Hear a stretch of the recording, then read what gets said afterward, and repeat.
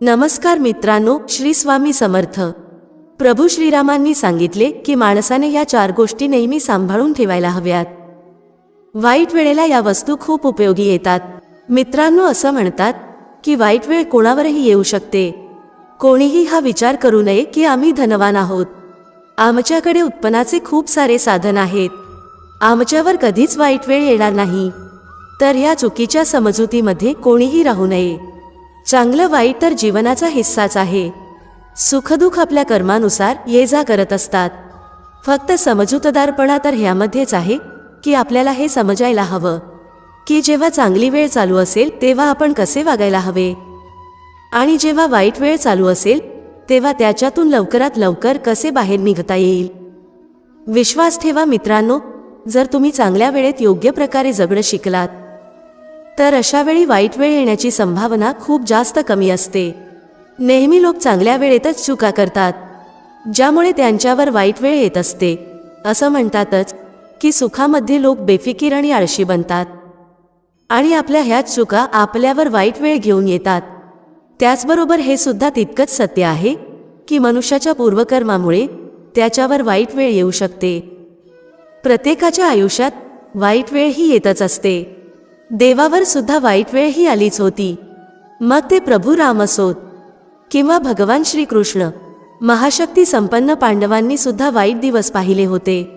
सर्वांनी त्यांच्या जीवनात वाईट वेळ ही पहिलीच आहे, मग ते मानव असोत, देव असोत किंवा दानव। मग अशा वेळी प्रश्न असा उपस्थित होतो की आपण या वाईट वेळेतून बाहेर कसे निघू शकतो। कोणत्या खबरदारी वाईट वेळ चालू असताना आपण घ्यायला हव्यात, कोणत्या गोष्टी आपण सांभाळून ठेवायला हव्यात ज्या वाईट वेळेतून निघण्यासाठी आपली मदत करतील।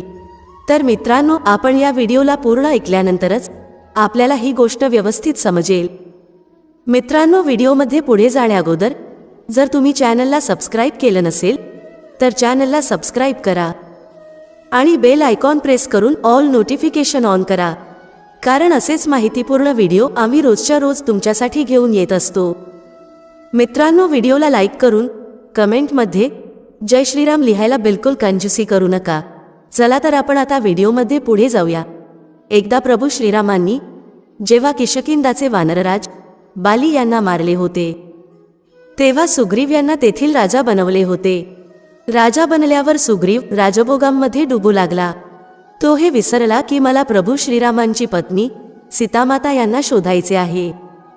हे सुख आहेच अशी गोष्ट जी मनुष्याला बेफिकीर आळशी बनवते। लक्ष्मण यांनी जेव्हा सुग्रीव यांना धमकावलं तेव्हा सुग्रीव यांना त्यांनी प्रभू श्रीरामांना दिलेलं वचन आठवलं। असं म्हणतात की समोर भीती किंवा दुःख असेल तेव्हाच मनुष्य विचार करतो, सुखामध्ये तर तो विसरून जातो। तेव्हा प्रभू श्रीराम यांनी सुग्रीव यांना समजावून सांगितलं, हे मित्र, सुख प्राप्त झाल्यावर मनुष्याने हे विसरू नये की आता त्याच्यावर कधीच दुःख येणार नाही।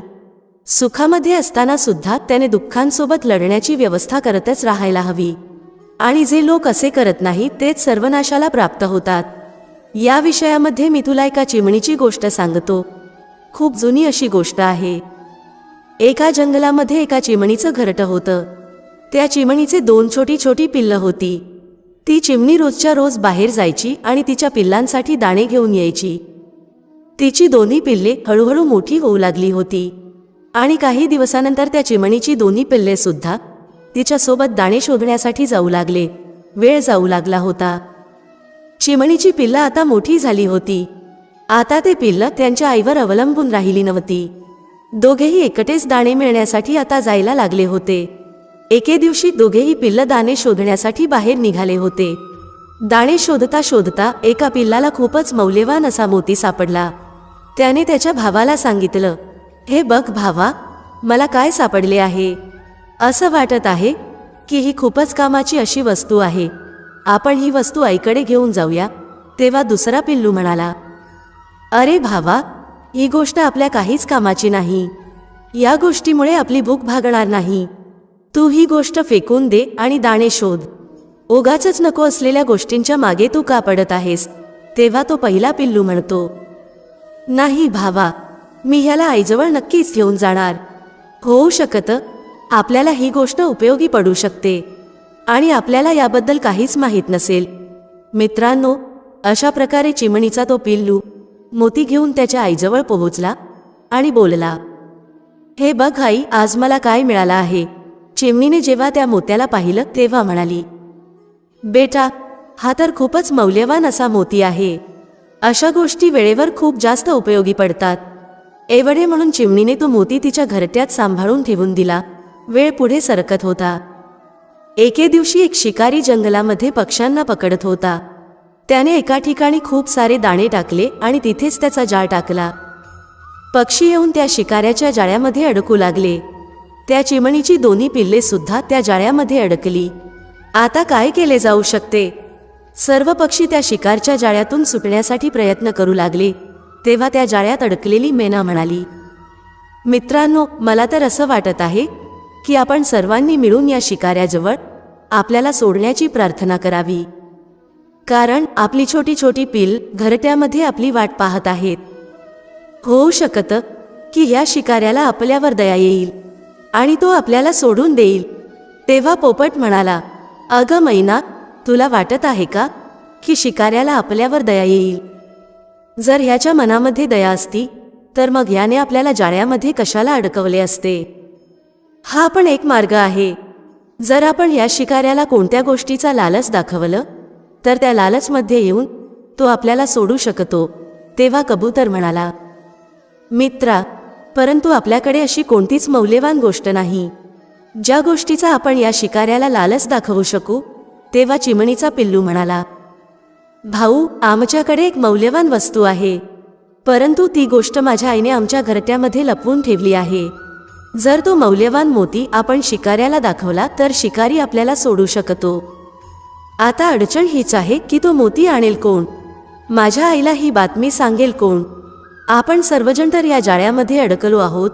तेव्हा त्यांनी पाहिलं की एक कबूतर अजूनही त्या जाळ्यामध्ये अडकलेला नव्हता. तेव्हा सर्व पक्ष्यांनी आवाज देऊन त्या कबूतराला त्यांच्याजवळ बोलावले आणि त्याला सर्व गोष्ट सांगितली.